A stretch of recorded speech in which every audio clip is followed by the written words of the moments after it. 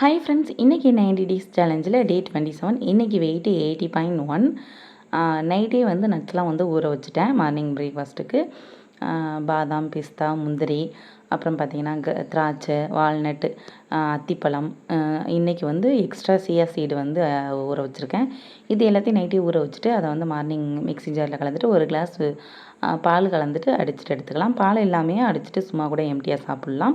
பால் சேர்த்து சாப்பிடும்போது ப்ரோட்டீன் கிடைக்கும் அதுக்காக.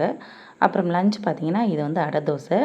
தானியங்கள், பருப்பு வகைகள் எல்லாம் சேர்த்து கொஞ்சம் கொஞ்சம் ஊற வச்சுட்டு நைட்டே அடை தோசை மாதிரி வெங்காயம், கருவேப்பிலையெல்லாம் போட்டுட்டு சுட்டோம்னா சூப்பராக இருக்கும். அது கூட கொஞ்சமாக பூண்டு சட்னி வச்சு லஞ்சு சாப்பிட்டேன்.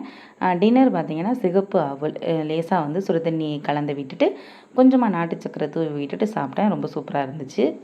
நமக்கு வந்து கம்மியாக சாப்பிடும்போது பசி அதிகமாக எடுக்கும். அதுக்கு வந்து இடையில தண்ணீர் நல்லா குடிங்க, பசிக்காது. ஓகே ஃப்ரெண்ட்ஸ், நாளைக்கு வீடியோவில் பார்க்கலாம். டாடா, பை.